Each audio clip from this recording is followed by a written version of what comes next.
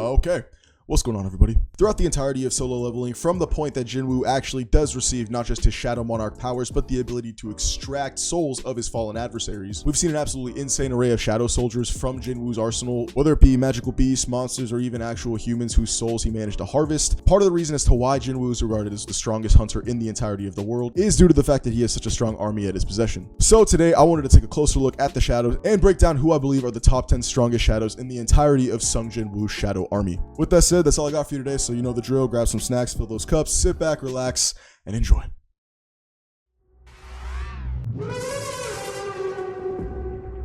Coming in at the number 10 position, I have Kaisa, formerly a wyvern of the Demon King Baron. Kaisa probably has one of the coolest designs out of the entire army.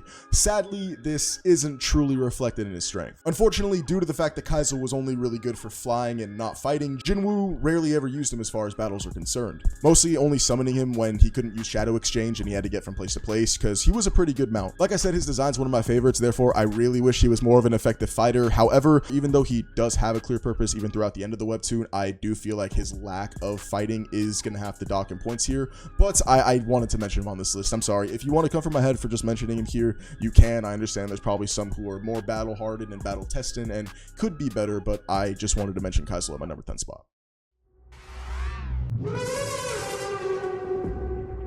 Moving on to number 9, I actually have Tank, a former ice bear who has scratch marks on his left eye, a thin flaming stripe along his head and back, and a large X-shaped scar on his chest. Tank is no joke. His strength stands out more than anything, as he's able to plow through enemies with brute force, ripping them apart with his teeth and claws with relative ease. However, even though he is seen as this brute, he does have a good amount of intelligence, which is displayed when he successfully worked together with Iron to kill one of Kargalgan's generals. He was even able to one-shot a Naga who's said to be on the level of an A-rank hunter, and at the end of the day, Tank is just a very formidable shadow that Jinwoo utilizes very well, and him being this low just kind of goes to show the level and power that we're going to get to in the higher numbers. But yeah, number 9 for Tank. All right, next up, Gima. Now, Gima is an interesting one. Like I said, it can be debatable where they rank up against Tank, but I personally believe that Gima is a little bit higher. Real quick though, for those of you who don't know, Gima is a giant Naga with black scales, sharp claws, glowing purple shoulder fins, and a glowing purple underbelly. He's also shown to wield a large pair of black tridents, which are one of the coolest sets of weapons in the entirety of the series. And as an elite night grade shadow, Gima is said to be on the level of an average S-rank hunter, possessing amazing strength, being able to strike down a giant with a single blow, not to mention his ability to grow in size through his use of mana regeneration. Gima is truly a dominant force that Jinwoo can rely on for most battles, and sure, they fade out of the main picture as not just Jinwoo's enemies, but his own shadows become more and more upgraded. Nevertheless, Gima was and still is a fierce opponent, therefore they deserve a spot on the list, so they're coming in at number 8. Okay, now it's getting spicy because we're getting to the fan favorites. Now, Iron is a special case. Like I said, it wasn't just magical beasts and monsters that Jinwoo harvested. He actually managed to harvest the souls of a few humans throughout his time as the Shadow Monarch. Iron specifically was the shadow of Kim Chol, an A-rank hunter from the White Tiger Guild. Iron takes after his real-life appearance, as he can be seen wearing the same armor and wielding the same weapons. As a shadow, he also has a light purple glow, and when he's eventually evolved into an elite night grade, his axe becomes larger and he gains a more smoky quality to his design. Now, Iron is a really funny dude in my opinion. I'm not gonna lie, he's kind of a loose cannon, and his destruction makes for some of the funniest antics as well as exchanges with the other shadows, specifically Baru, Egis, and all the other ones who kind of like to scold the less serious shadows. He also takes pride in his kills, and he gets frustrated pretty easily, specifically though when people don't fall for his taunts. Now, when I say his taunts, I kind of have to get into his powers because Iron has one of the cooler powers, in my opinion at least. Known as his Shout of Provocation, Iron is able to haunt his enemies, prompting them to attack him without thinking. However, it should be noted that while this isn't a pretty impressive skill, it doesn't work on those who are stronger than him, which is kind of an ass-backwards way for a power to work, but whatever, man. Nevertheless, he managed to make it to the Elite Night grade, so despite his adorable dim-wittedness, we love you, Iron. Never change. You're coming in at number 7. Alright, moving on to number 6, we got Tusk. Tusk is a large orc with glowing red skin and glowing blue eyes. He wears a long hooded cloak and a necklace full of skulls. Now, again, same with Iron, I love Tusk because despite his design, he's freaking adorable, dude. I mean, how can you look this mean and get shy in front of cameras, dude? Like, aw. Don't let that fool you though, because while he may be camera shy, the same can't be said in battle. As an elite Night Grade Shadow, Tusk is on the level of an S-rank hunter. As a testament to this, he was able to slaughter hundreds of demons with a single fire spell and was able to take down a giant in one hit, similar to Gima, who I mentioned earlier. Now, his power set is probably the deepest of all the shadows, so strap yourselves in for this one, okay? Because once I get through all these powers, it'll make sense to you why Tusk is so strong. Regeneration, gravitational magic, and most of all, his hymns, which grant him access to a multitude of different maneuvers. I mean, I'm just gonna pop up the list on the screen here and you guys can see what each of them do. I mean, the names are sick as fuck. Hymn of Blazing Fire, Hymn of Agony, Hymn of Frenzy, Blindness, Slumber, Lethargy, Rage, Strengthening Giants, Combustion, and all of these powers are very effective, but I don't think any of them stand out as much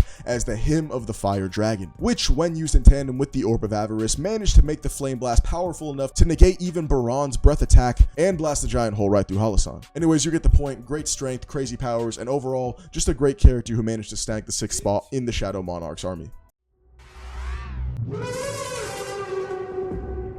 Alright, coming on number 5. Pause, Jesus Christ. Moving on to number 5, give me Greed. Now, Greed's more of a special case because even though he's the reincarnation of an S-rank hunter, he sadly doesn't go through the same upgrades that we see someone like Baru or let's say Egis go through later on in the series, especially when the Shadow Monarch's original powers return. Now, like I said, Greed was the shadow of Huang Dong-su, a Korean-American S-rank hunter and the younger brother of Huang Dong-su. Greed is a muscular humanoid shadow with a light purple glow, glowing red eyes, glowing purple hair, sharp claws, and a fractured horned skull mask that exposes the upper right portion of his face. Now, I'm not gonna lie, he wasn't the best dude when he fought Jinwoo, so I don't think any of us truly minded when he got capped. After all, he was just using Thomas Andre to fight Jinwoo on purpose, so after all, fuck this guy. Especially when we got this badass shadow in his place, I don't think any of us had an issue with what happened. His immense strength, which can be seen as he was able to break out of the Frost Monarch's ice prison simply by flexing his biceps. I know, that's a literal flex. It's no shock that the former S-rank hunter will become one of the strongest shadows of them all. Sadly, due to the upgrades he didn't receive, whereas others did later on in the series, as I mentioned, he's gonna fall to the number 5 spot on this list, which is still pretty impressive due to the ones that I have placed above him.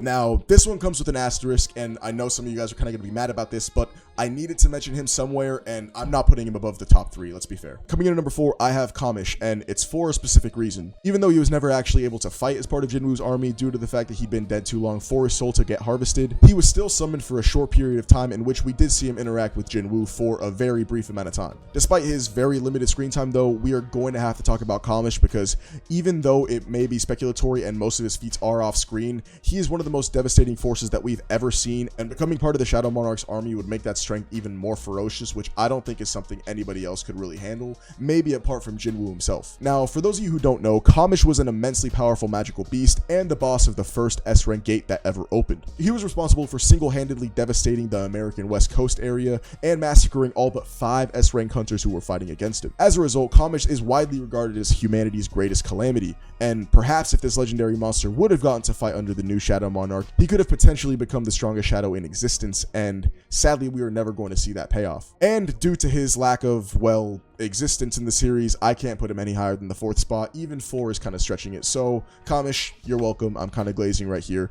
Number 4, I think that fits.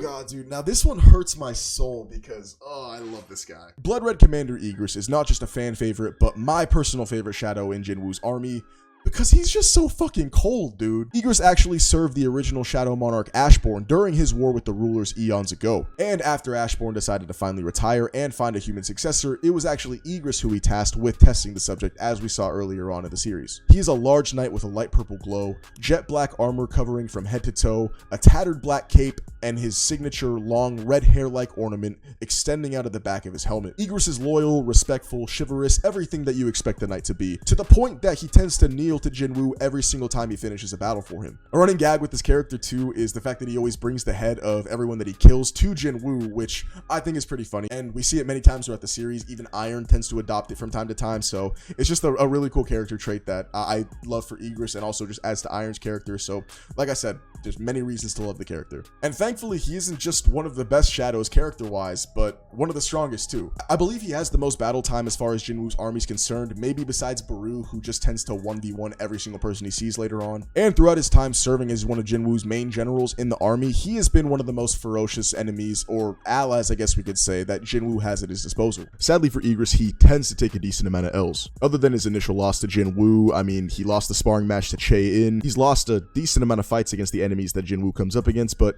I feel like that more so just speaks to the enemies that Jinwoo's fought rather than just Egis' strength alone. Because keep in mind, he wasn't at full strength until the Shadow Monarch's powers returned, blah blah blah. Point is, you take a lot of L's, but Egis, you're still the GOAT. Now, his placement in the list is debatable, same with the number 2 spot, and they're kind of the main ones that you can flip-flop or argue about, but I feel like this positioning works best with the narrative as well as just what the fans kind of agree on. And sadly, we'll never get this answer due to the fact that Jinwoo didn't want to keep promoting infighting amongst the army, therefore he didn't allow Egis to challenge Baru following his initial battle with Bellion. Now, Egis has admitted that Bellion is clear of him, and due to the fact that Bellion was able to kind of slap around Baru to his volition, I mean, it makes obvious sense that you put Bellion over Egis, but it kind of gets into confusing territory when you take into the fact that Baru still managed to fight Bellion, whereas Egis didn't want to. However, Egis was reluctant to try and fight Baru, therefore thinking that he must be somewhat relative to him. I don't know, it gets a little confusing right there. I really wish we got this fight, but sadly we never did. Therefore, since we have no true confirmation, and unlike the next individual, Egis never faced off against Bellion directly, I have to say that he comes in as the 3rd strongest shadow in the entirety of the army, and he is truly number 1 in my heart. Ooh, baby. Speaking of fan favorites, give me Baru at the number 2 spot. The shadow of the Chimera Ant King in Jinwoo's left hand, he is a huge humanoid shadow ant with a light purple glow, neon eyes, sharp claws, and smoky wings. Being one of the only shadows who's able to communicate with Jinwoo, Baru is truly one of a kind. Due to having been born to kill, Baru actually revels in his power and has an obvious bloodlust for battle. As such, he is very brutal in combat and tends to show it as he rarely holds back unless he's ordered to. Possessing a cavalcade of abilities ranging from immense speed, strength, and durability, healing magic, poison control, size manipulation, flight, the ability to gain knowledge of those he consumes, it's pretty crazy how versatile this dude is. His fighting style is probably one of the deadliest and most ferocious that we've ever seen in the entirety of the series, especially in Jinwoo's army, and his brutality is rivaled only by his loyalty, as can be seen throughout his time serving Jinwoo, constantly referring to him as my master or my lord, and making sure to scold the rest of the army if they don't carry out Jinwoo's orders to his volition. Now, strength-wise, he's damn near unmatched, and that's why he comes up so high on the list. Like I said when I was talking about Egis,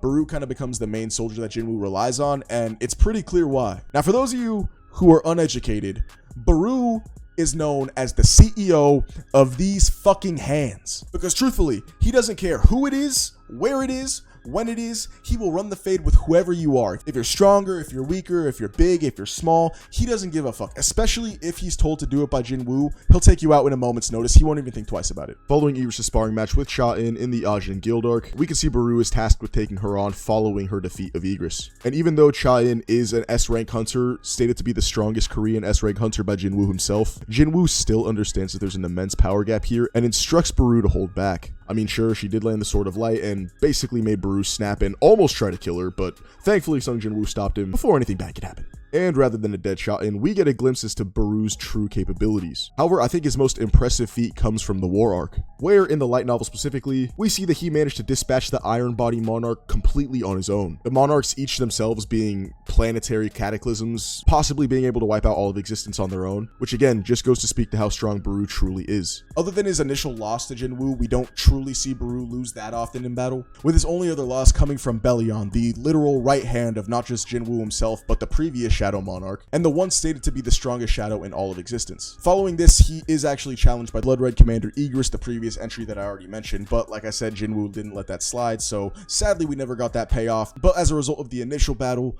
Bellion became the right hand, Baru became the left, and Egis became the back, as they all assumed equal control, I guess you could say, of the army, just split into 3 different parts. Now, Baru is one of the fan favorites, and other than just his great personality, this I think is mostly due to how badass he truly is. Sadly though, he misses out on the top spot, which I know a lot of us would have loved to see him at following the end of the webtoon, but come on, we all knew that there was only one answer of who could be at the top, because there is only one person who can be called the strongest shadow of them all.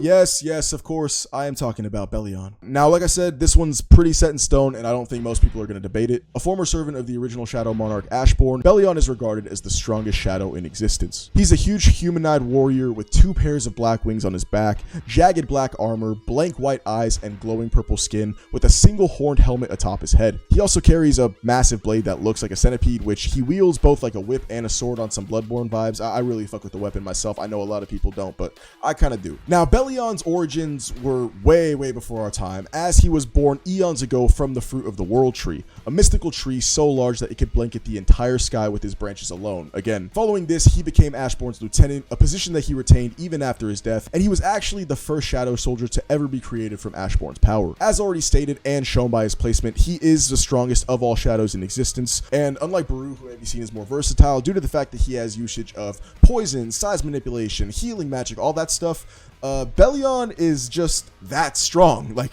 straight up, that's all he's got. You try to find specific powers with this guy, it's not gonna work. But truthfully, he only has 2 powers, left and right, and 3 if you want to count the sword. I mean, this dude broke through the head of a dragon with a single blow. Dragons are seen to be some of the strongest creatures in the entirety of the series, and with one blow, he completely shattered its skull. Not to mention him and Thomas Andre in the webtoon actually played part in Baru's murder of the Iron Monarch. Again, killing a fucking monarch is a big deal. And then, of course, when it comes to Bellion and Baru specifically, you can't even debate the two because they've already fought, and Bellion kind of sunned him. And even still, with the lack of quantity of powers that he had in his repertoire, the quality of his strength stands out as he was able to smack around someone like Baru as if he was just a fly. He isn't the most popular of the shadows, and I feel like he gets a lot of unnecessary hate from the fandom because he's kind of just placed as the best, even though he doesn't really have any character besides being, you know, the original Monarch's main lieutenant, and he's just the old dude who knows how the powers work, so he's gonna regard Jinwoo as the heir to his original master, blah blah blah. That's all cool and all,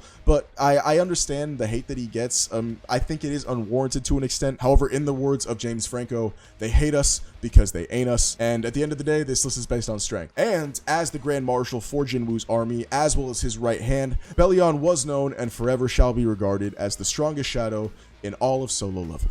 Okay, and that's gonna do it for today. Thank you guys so much for watching. As always, I really do appreciate it. If you went on to enjoy, please make sure to leave a like and consider subbing up to the channel, post notifications down below so you never miss another banger from myself. Let me know in the comments down below who your guys' top 3 strongest or just your top 3 favorite shadows are. I would love to know what your guys' opinions are, not just on the shadows, but the story itself, as well as letting me know how I did with my ranking. I would love to know if you guys hated it, if you love it, if you agree with it, if you disagree. Let me know in the comments down below. I'm always down to chat with you guys. But yeah, with that said, that's all I got for you today. Love you guys. Take it easy.